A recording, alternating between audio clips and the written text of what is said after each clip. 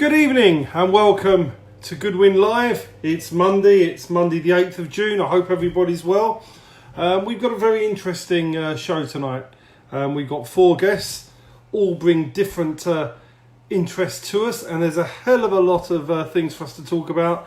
And I will go, as I always do, back to front. 7:30 we have former Masters champion and Southern Area champion Ben the Entertainer Day. Now, Ben was somebody who was a real privilege for me to look after. He came to me, he was 37 as it happens, and we had a great time together before he retired, and he runs a gym in Euston, so we'll be talking to Lee about that. At 7:20, a man that manages fighters but does not get the recognition he deserves, Mickey Amu, who managed Richard Comey to world title glory. He took him from Ghana, brought him to the UK, then to America, and won a world title. And he is one of the most underrated managers in the game and does a fantastic job. Just before Mickey, around about 10 past 7, we're going to be meeting Neil Parry. 9 fights into his pro career. He's only lost 1 of them, and he was getting ready and getting some momentum together and getting ready to head towards titles. But first, we've got one of boxing's probably unsung heroes, probably an example. A man that's been in boxing for quite a while, has got a very, very good reputation within the sport, but probably not that well known to people who aren't really involved in the sport. And we're going to discuss why that is. And that's a man by the name of Ian Burbedge. And I'm going to be speaking to Ian first. So I'm going to try and touch base with Ian, and then we'll be away. If Ian is here. Doesn't seem to be here, Ian, so we'll give it a couple of minutes. If Ian's not here, I'll just talk to you a little bit before he comes on board. Seen today that Frank Warren has announced that he's trying to do the middle of July and hoping to get the Board of Control behind him to be ready to go middle of July, and Eddie Hearn's looking to do the last week of July. So hopefully, all things being well, we'll have a bonanza of behind closed doors boxing. And I think for our boxing, we've got to hope that we don't get a second wave or anything like that happens. And if we don't, then hopefully we can get boxing back to normal if they get things sorted out. There's been really good progress on a vaccine. So if that comes to fruition, you might even get boxing back towards the end of the year, generally with crowds and stuff like that. So we can only hope that happens for us in boxing. But that's very important, and that's the news really from today. So we've got that to look forward to. America ESPN, they're back tomorrow behind closed doors, although my understanding is there hasn't been a TV broadcaster in the UK that's picked that up. It's a real shame that we're not going to be able to see live boxing from America tomorrow. But as I say, we've probably got about a month or 5 weeks or so before Frank gets it underway, and we're looking forward to that happening as well. I'm just going to give it one more go and see if Ian is here. If not, we will move on. But I'm going to try and see if Ian has been able to join us. No, can't. So we are going to move to Neil Parry. Neil was due on about 10 past, but he's going to be on a bit earlier. So let's get on. That's Dave Fallon, boxing manager. He's here, so good to see Dave on here. Neil, how are you? How you doing, mate? You all right? I'm not bad. How you been coping in lockdown? Yeah, all right, thank you. It's been a bit of a up and down sort of few weeks, but yeah, no, I'm doing all right. I'm healthy, which is the main thing. So yeah, I'm all right. How are you? All your family well and everything? Yeah, everyone's keeping well, which is nice. So yeah, no problems here, which is good. Good to see you. Are you at work or are you furloughed or? Furloughed now. I was at work, but yeah, I've been furloughed now, and then hoping we should be going back for the 22nd of June. Hopefully, ready to reopen gyms sort of when it's possible, really. Well, we're going to talk in a minute about your career so far and the improvements you've made very much since your link up with Billy Rumble in recent times. Yeah. So, what's your feelings about the lockdown? How long in your mind is it going to be until you get back in the ring? Um, I'm not sure how long it's going to take till I'm back in the ring, but I've sort of, the way that I view it is when it's safe to do so. So like, if people, so for example, certain managers, promoters that are putting shows on in October, September, October, where it's not 100% safe to do so, I don't really see the point in that, because for me, someone who has to sell tickets, if you're going to be put in a position where you've got to fight in October, November, but actually it's not safe to do so, you're probably going to sell half the amount of tickets that you need to do, and then probably in reality you have to pull out anyway, which then will affect your career going forward. So I don't know when it will be, but as long as it's safe to do so is when it should restart, if that makes sense. Can I compliment you? That's probably the most intellectual answer I've heard from any boxer since we've been in lockdown, either on here or on the internet. I mean, it's absolutely spot on, absolutely spot on. And I mean, that's what I've been saying for a while.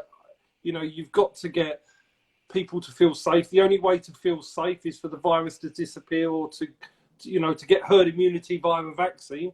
And then you've got a leading period from that, haven't you? You've got to have at least 3 months from the time people feel safe for a boxer to get in conditions, sell tickets, and get started again. You know, I think that's no, that's my opinion on it. I know everyone's eager to get back in the ring, and I am as much as anyone else, and I want to be back into the gym. I was just talking to Bill this morning, just saying how much I miss sort of that gym contact, but actually, you know, everything needs to be right. Like, you know, I've got families, I've got a baby on the way. Everything needs to be right, and everything needs to be safe. So that's my views on it at the moment. I'd love to fight in September, October, November, but if it's feasible and if it's right to do so. I mean, I think the behind closed doors will be as safe as it can be. I think that the issue is going to be that I think anybody that tries to put boxing on with a crowd just because they're going to be allowed to do it, I don't think that's responsible when there's a virus around. I think that's crazy. For me, I wouldn't be confident being involved with the show until the virus isn't there anymore. You know, it's not fair to anybody. Boxers, people coming to watch. You know, I think it's very important to. I was speaking to Mo Pryor, another promoter, I think on Sunday, like yesterday, and he said the same thing. I mean, he's not even remotely looking at putting shows on at the moment, and that's the right. You know, it's totally the right way to be. So let's talk about your career. You're 7-1-1. You built up a winning streak. Had a loss. It happens to a lot of boxers early in their career, and boxers that lose early on. I often stress we can give you so many examples. People like Anthony Crolla, he lost to a journeyman and became a world champion. It's that doesn't matter. It's what you've learned from it. And I think there is no doubt that you are one of the most improved boxers that I've got on, like, within our team, our group of Goodwin Boxing in a long, long time. I mean, the improvement's been massive. So what do you put it down to? I believe it doesn't all come down to me at all. A lot of it, and I've got to give a lot of thanks to my coach for doing it, because I was in a position 18 months ago, nearly 2 years ago, when actually I didn't want to box anymore. I was completely finished with the sport, and I'd lost and I drew. I got injured and everything like that, and I was finished. I was completely done. But I got talking to Billy and went back to the gym. And to be honest with you, he's completely changed my thoughts and what I can achieve in the sport. And now I believe that I'm doing everything the right way now. I'm training how I need to be training. I'm dieting, and I'm taking my career a lot more seriously. And now I've got the confidence that I needed to go on and achieve those things. So a lot of it does go down to the confidence that Billy has instilled in me. And so what's your aspirations now? I mean, now you've got that confidence, and you come across to me as a much more confident individual, and I think maturity, and maybe you say you're having a baby at home as well, and that helps with the training. So realistically, what are your aims now? I think I want to fight for a Southern Area title. I believe I can win that. I believe that with the right preparation, then that's definitely something that we can achieve. I'd love the opportunity to even fight for that title. So that's the first aim. And then if anything else comes of that, then fantastic. I'm quite an honest and upfront person. I'm not going to go on and win a world title. that's absolutely fine for me. I have a job that pays my bills. I love boxing, and to take home Southern Area title for me would be the best thing ever. Yeah. So tell us about your experience before you turned pro, because you've had the ups and downs and an emotional roller coaster since you've been there. You've had the difficulty of which I explain to so many boxers all the time. I've spoken to a boxer who signed today with us, and I try and impress how hard these ticket sales are. It's so difficult, and anybody that dismisses that are crazy. It's one of the hardest things, isn't it, for you to actually do? Ticket sales in itself is its own battle. I mean, you've got the training and you've got the diet and everything like that, but actually, ticket sales is the hardest part of being a pro.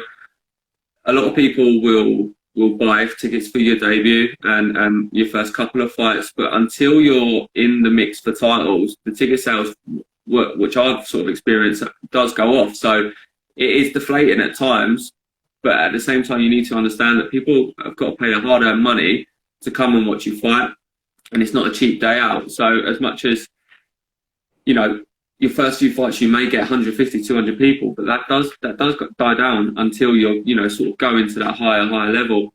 So yeah, ticket sales is so difficult, and every single person that buys a ticket, like, I don't think you realise how much boxers appreciate it, because it is the difference between fighting and not fighting. It is very difficult. So tell us about your career before you became a pro. So you tell us about what you did before. So I didn't have a great deal of amateur experience, really. I had 18 fights, 11 wins, and 7 losses. No, that's right. Which isn't the greatest of records in the world, I'll admit that. But I'm actually really quite proud of it, in a sense, because I was 15 years old and I had a record of 7 fights with 1 win, and I've been beat 6 times. And as a 15-year-old boy, it's quite deflating, and at times the amount of kids that would have walked away from the sport at that time is quite high, and I didn't, and I stuck at it, and I continued to train, and I worked hard, and I started getting the results, and I started winning. And what I'd done towards the back end of my amateur career, I was really proud of, because actually I went 9 fights unbeaten, and, you know, really done what I needed to do, which I was really happy with. So then how old was you when you turned pro? 21. Do you feel in hindsight that was too early, or do you still feel it was the right time? I was quite immature still at 21. So maybe in hindsight, maybe I could have left it a little bit later. But for me, with the way that everything's played out, I wouldn't actually change anything that I've done, because I feel like I've learned the right lessons at the right time, if that makes sense. You know, I took a loss. I found out that I'm invincible. I found out that if you don't turn up in shape, ready to fight, you will get beat, which is great, because I'll never make that mistake again. If I get beat in the future, I'll get beat knowing that I've given it everything, and that is what I wouldn't have had 3 or 4 years ago. And maybe I wouldn't have that now if those things hadn't happened in my career. So actually, no, I'm content, and I'm happy with the way that it's all played out. And what advice would you give to amateur boxers now who are thinking of turning pro? If people are watching this now and they're looking, thinking, "Oh, I'm an amateur, I want to go pro," and you've been through it and you've had all the experiences, so what would you say to them? What would your best bit of advice be to them? My first bit of advice is, and I struggled with this myself, is build a following, and try and get a large social media following, and that will in the long run help you sell tickets. It's only really been the last few months, or maybe even a year, that I've tried a lot on social media, and I'm still getting to grips with it. So I would say that I would say pick up as much amateur experience as you possibly can, and pick the right trainer for you. I'm not saying that I've had wrong trainers. I'm not at all. But pick the right trainer for you, because I'm now with the person that I'm 100% suited to. So go around different trainers and find your right suit. Yeah, no, you've done. I mean, that's fair. And listen, you're one of boxing's nice guys. You're never a moment's trouble. You've been a real pleasure to deal with, and I really do believe that you're going to pick up a minimum Southern Area title. And I'm looking forward to the night when that happens, because I think it will be quite, I know what you've gone through, and to go and pick that Southern Area title up will be magical for you. And I'm absolutely convinced you're going to be able to do it. So all the best with that, Neil. And thanks a lot for joining us tonight. So really good talking to you again. And I'll see you when it's all over. Cheers, Steve. Take care, Neil. See you later. Bye. And that was Neil Parry, who will win a Southern Area title, bare minimum. I'm going to have a look to see whether Ian Burbedge has joined us. If not, we'll move on to Mickey Amu, the world champion manager. So we'll see whether Ian is here. I'm not sure if Ian has joined us late. If we can't, we'll move on.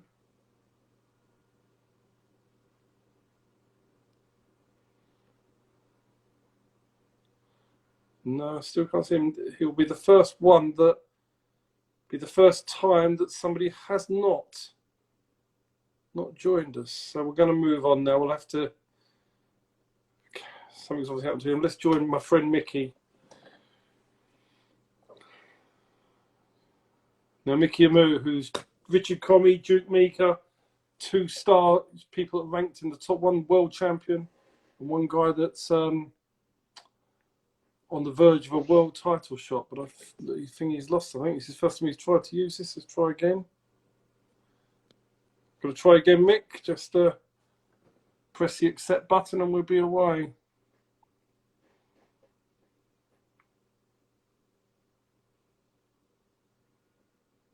I see Kev's got Ian Burbedge as the username, but I can't. He's not on here. Ian Burbedge hasn't joined. Waiting for Mickey to join. If I can't get Mickey, we'll move on to Ben Day. If I can't get hold of Mickey, we'll try and get hold of Mickey later. We're having a lot of luck tonight.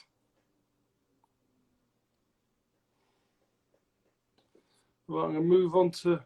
Don't know where Mickey's not accepting, so we'll move on to Ben Day. We'll go back and pick up. No, Kev said that's his username, but he's not here. No, he's not here. Okay, let's go.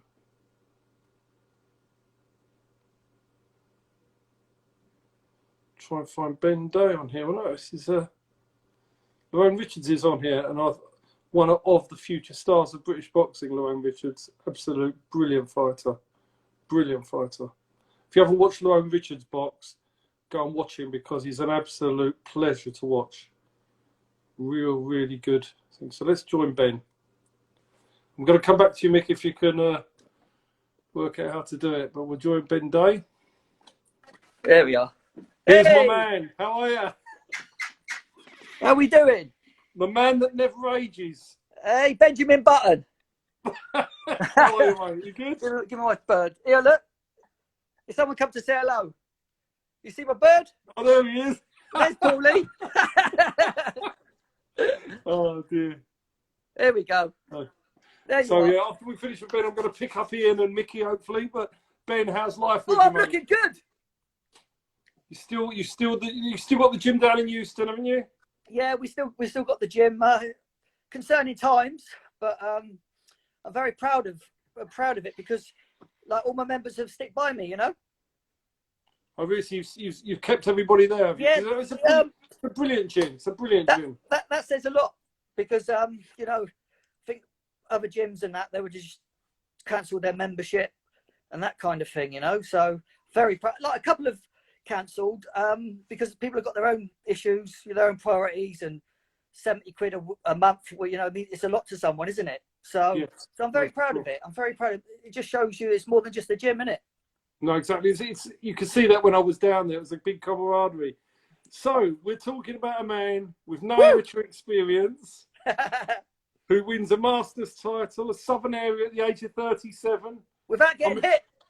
It was a great ride, wasn't it, Ben? Oh, brilliant. I'm fucking so grateful. I really am.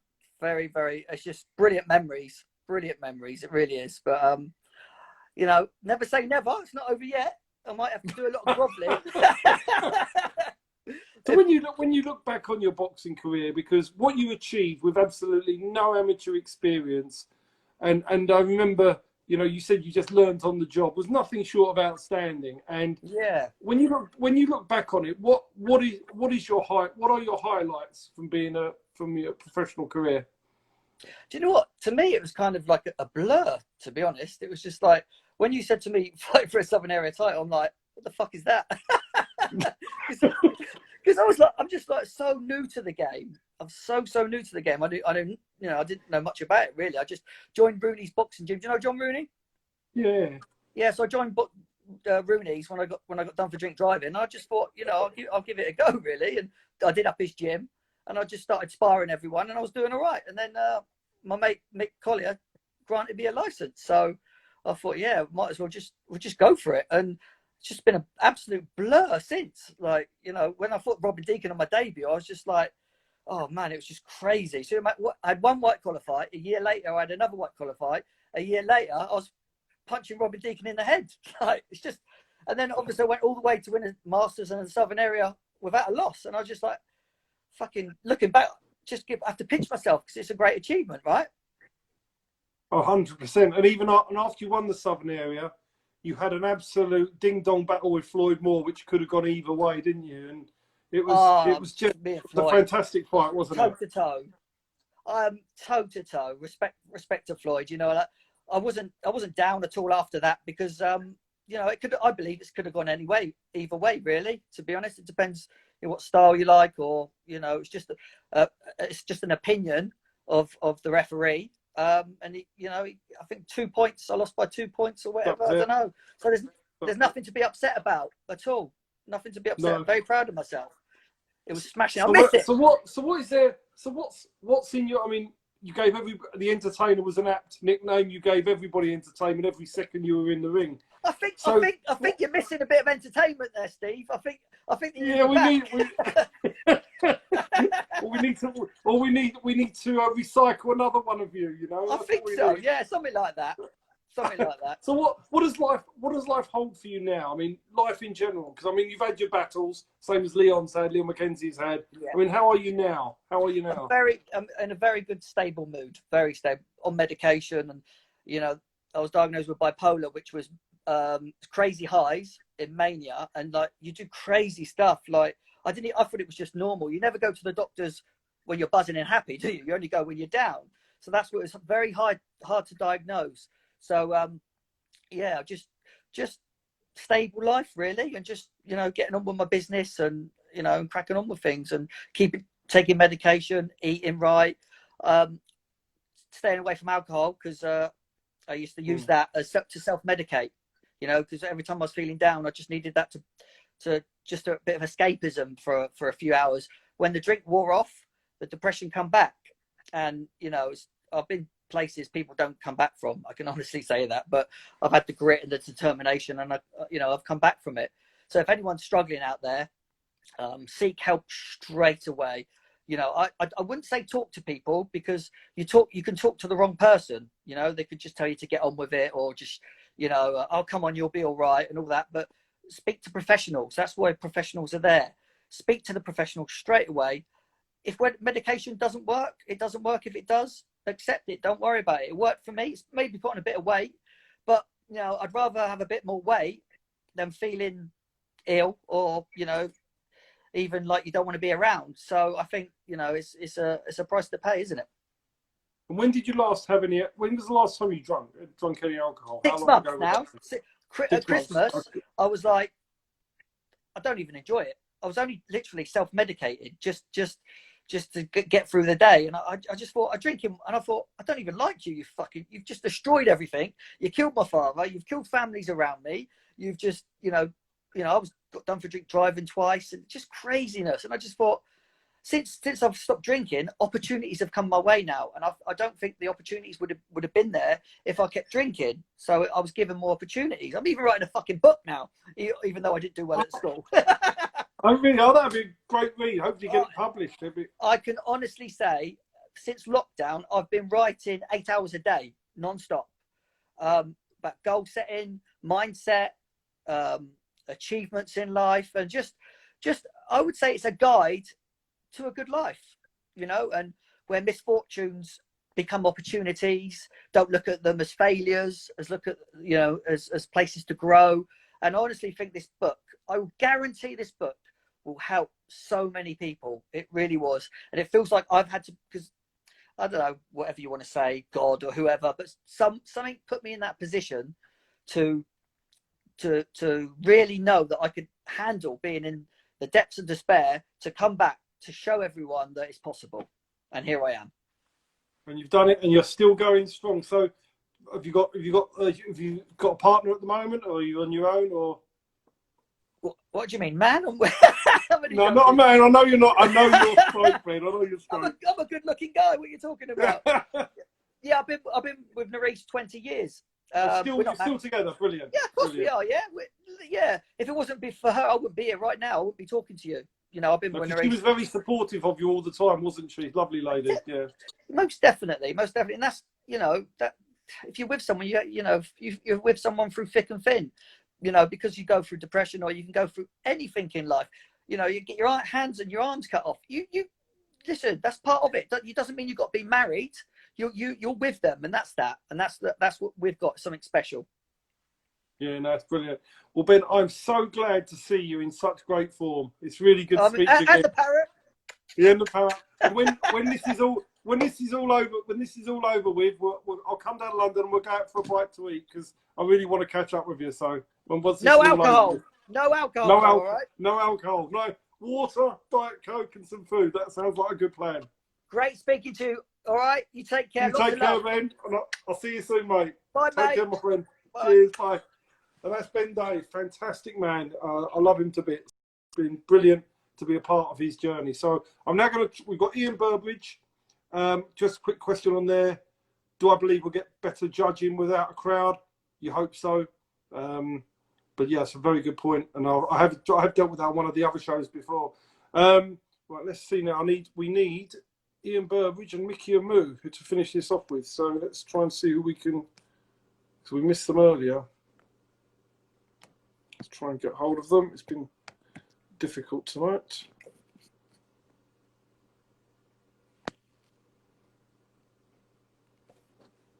Here we go. Let's try Ian.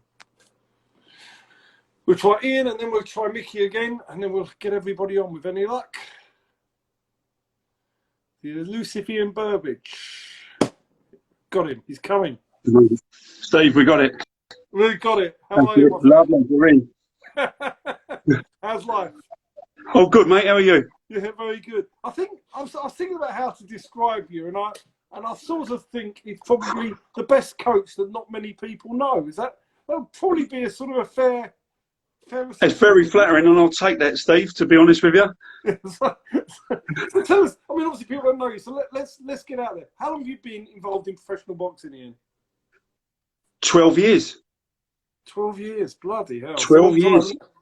Yeah, it's mad. It's mad. It's flown. I mean, I was working with Lenny Dawes prior to getting my licence, and what happened was Robert McCracken had a fight that he was going to. I think it was Matthew Furwell, and he couldn't make it because he got stuck in traffic. And Lenny said to me, "Well, if that ever happened to me, I'd want you there." So I thought, yeah, I'll go down that route. And I knew a few people anyway involved in it, because I'd helped a couple of other people out. And yeah, I got involved, and I had the joys of driving Danny Donchev around for 7 years. So God, that's a blast from the past, isn't it? Oh, every day was an adventure.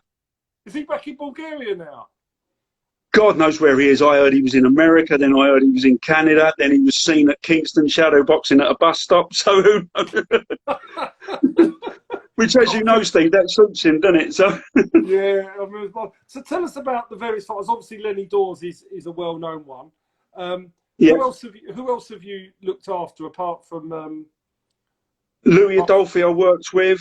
Yeah. Lenny, Mario Petrov. Yeah. Sean Watt. I've got Sam Williamson coming through. God, there's been many corners I've done. And, people I've worked directly with, Joe McDonald, Tony Milch, loads. Yeah, so how are you coping in the lockdown? Are you missing it? Greatly. It was nice the first couple of weeks that you had a bit of a break from it, because, as you know, Steve, you're always in the gym. and sometimes with not a lot happening. You know, you haven't got a date coming up or anything like that, and then you sort of think, oh, it's nice. Now I want to get back. Now I want to get back, and you know, I've kept in constant contact with the boys. They want to get back in the gym, and it's just, as I say, we're itching to go now, really, and it's just seeing how we can work it now. It's not easy. It's not going to be easy for everybody, I think. So when are you hoping to get the boys back in the gym? Hopefully we'll be able to get back in sort of July when they open gyms, because our gym is on the grounds of a leisure centre, so we can only get into it via that. So therefore, we can't get in. So do you work outside boxing? Yeah, I do personal training. So that's just literally started back over the last few weeks. So that's coming back on. So at least, you know, you're getting out and getting some work in, sort of thing. So, but yeah, I mean, missing the boxing greatly. You know, Eddie I work with, we sort of been speaking constantly. And no doubt, like yourself and Kev, Eddie Muscat and myself are bouncing ideas off of each other. What can we do? Where can we move things? Yeah. So, you know, it's just you're constantly trying to come up with something. Eddie's another good man like yourself in boxing, one of the good guys. And oh, he's great, but he's, like I say, he's my right hand. Yeah, he's a top man. So what do you want, if we sort of map out the next 5 years in boxing for you, what do you want out of it? I just want to keep enjoying it like I do. I mean, as I say, I've been really fortunate. The boys I've worked with, I've all really liked. I've never had a problem with anyone that I've worked with. And the most important thing is keep enjoying it. And if success comes alongside that, great. But then what is success? I mean, I look at, you know, with Lenny Dawes, we had 3 attempts at a European title, and sort of well documented how unlucky we were in those. But then it's equally as great taking Lenny to that as it is to taking someone like Tony Mills towards a Southern Area title, which he challenged for. Mario Petrov winning a British Master, winning an international Masters, I enjoyed. You know, I enjoy every win you get. The losing hurts, as we all know, it happens. But I just want to keep enjoying it like I do. You know, I've really, as I say, I've always enjoyed it. You have your down days, obviously, because it's an hard business as well as an hard sport. But as long as I'm enjoying it, and whatever happens, happens, Steve. And where is your gym? I use Rosehill Amateur Boxing Club, which is in Sutton, sort of comes under Surrey, but it's just sort of the other side of South London. And are you still looking to take new boxers on now, or are you full up? No, I'm looking at probably for possibly 1 or 2 more. I give everyone 2 weeks and say to them, look, you know, come in, this is my ideas. I'm a firm believer in you work with the fighter. I like to see what they do naturally. Firm believer in an equally a bond you build between you, and it's that sort of mutual respect that you help each other learn along the way. And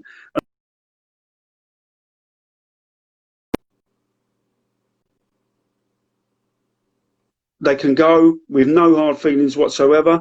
If they want to stay and they mix with the others in the gym and everyone likes them, great. Because I want, you know, place. I want everyone to get on with everyone entitled to, you know, you're in there for a long time and you've got to enjoy it, because there's a lot of time when you're doing all that stuff for nothing. And so you've got to enjoy what you're doing, and we've got to make it the best environment we can. No. Well, listen, I hope you carry on enjoying it. Here's to more champions for you, more success, more enjoyment, more boxers, because you deserve every bit of success you get. Thank you, Steve. Thanks a lot, Ian, for joining us. Thank you, Steve, and thanks for having me on. Much appreciated. Take care, mate. See you soon. Andrew, mate. Cheers. Tom, mate. Thanks a lot, matey. And that's from Ian Burbedge, who's over in Surrey, and really decent class trainer. We're going to try and hook bases with Mick again, who didn't join us last time. We lost him. Going to have another go. See if we can get Mickey and Moo on. Yeah, he's under Streetwise Kev. I know I keep pressing the button, but Mickey isn't joining. If not, we'll have to try and give him a lesson in how to use it and get him back on another time. I think we need to do a dry run with him. This seems like a Chris Mason moment where we couldn't get Chris on and we had to get him back on another day. No, he's not pressing the button. Yes, it's The request is saying it's connecting and saying waiting for Streetwise management to connect. So he is getting them. They're being sent. We'll have to do a trial run. Listen, we'll get Mickey back on either Wednesday or next Monday. We'll do a trial run with him to make sure we get it right next time. I don't know what's going on, but we're connecting, but it's not happening. Thanks a lot for watching today. We're going to be online next, back again on Wednesday at 7 o'clock. We've got some very interesting people on Wednesday. They are Ramez Mahmood, current Southern Area champion. Jack Hughes, who has retired from boxing, but I think he wants to come back and have one fight. Justin Menzies, a man has had many trials and tribulations. And from the north of England, Glenn Banks, a very successful manager, promoter up in the north of England. They'll be joining us on Wednesday at 7. Mickey Amu will either be back on Wednesday or we'll try and get him on next Monday. So I don't know what's going on there, but we'll do a trial run shortly. Thanks a lot for watching. And we will see you on Wednesday at 7 o'clock. Speak to them.